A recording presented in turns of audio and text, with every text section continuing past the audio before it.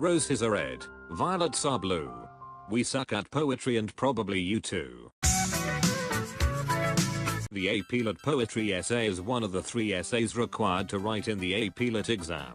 For the poetry essay you need to read a poem, and then write an essay based on the poem that answers the prompt given in the description above the poem, but you probably know that already. This video is gonna show you how to write better poetry essays. I never learned how to read! When reading the poem, first just read it to get the literal meaning of the poem. After you've read the poem once, reread it while looking for certain elements present in the poem. You should also look for these certain elements to gain a better understanding of the poem. Figure out the poem's form, which can help you identify the poem's tone and/or purpose. Check for any repetition present in the poem. Repetition is usually used to push the poem's themes and tones.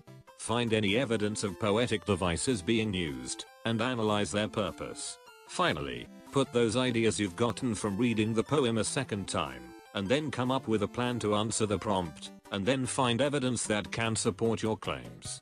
Other poetry elements you should be aware of is the structure of the poem. Look for any shifts in the verses and decide if it means anything to the main idea of the poem. Also look out for any keywords that can be a part of the main idea of the poem. You should also keep in mind of the different types of poetry that can appear. Here are a few of the different types of poems that can appear in the AP exam. Shakespearean sonnets are poems that are 14 lines long. These poems usually have a rhyme scheme that goes in a B, C D, E F, G.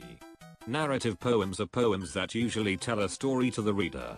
Most country songs are considered narrative poems. One example of a narrative poem is a story. Lyric poems are poems that focus on the individual and his or her thoughts/feelings.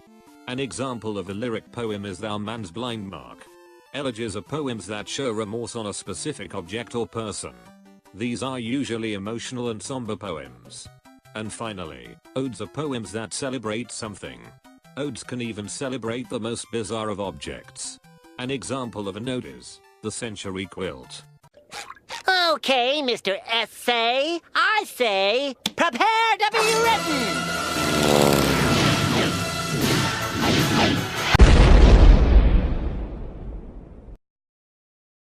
Your poetry essay, like all of the other ones, should have an introductory paragraph, at least 2 body paragraphs, and a conclusion to end it all off. Remember that you only have 2 hours to write all 3 essays, so give yourself 40 minutes to do each essay. Keeping that in mind, you should not waste any time trying to do any more analysis after reading the poem twice. Just like in the prose and the free response essays, you need to make sure that you stay on topic for the entirety of the essay. Otherwise you might start writing about something else entirely that does not answer the prompt. Now, let's go over the introductory paragraph. For the introductory paragraph, you need to make sure that you have all of these: the title of the poem, the author of the poem, as well as the 2 or more main points that you will be addressing for the entirety of the essay.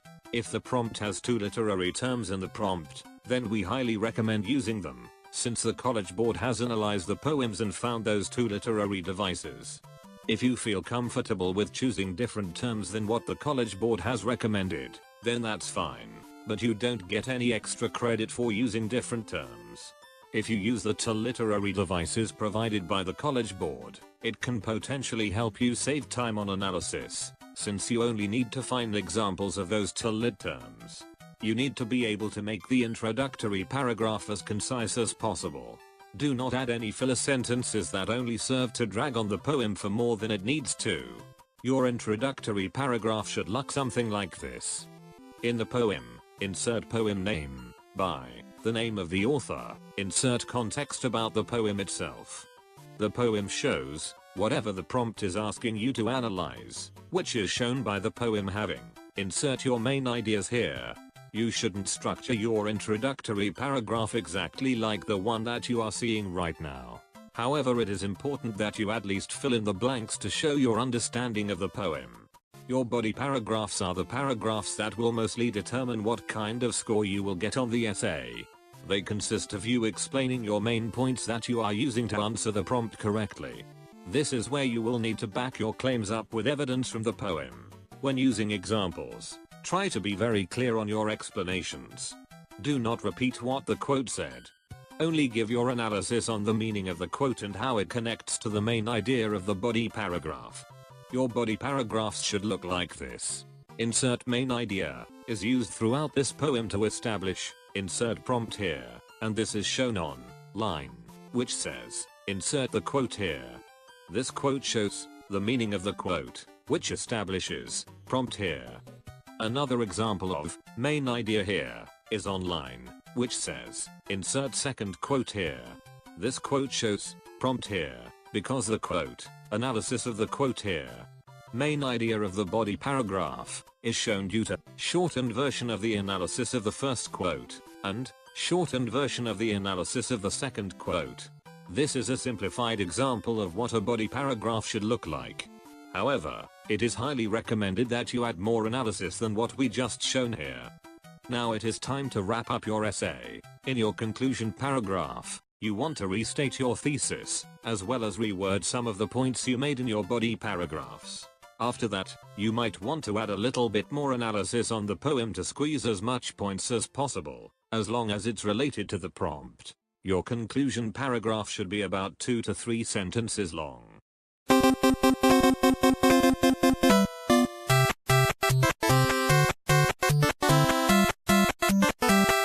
Do analyze characters.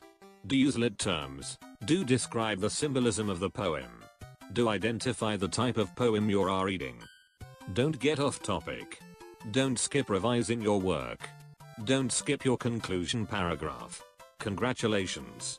You are now ready to get that 9 on the poetry essay. Maybe.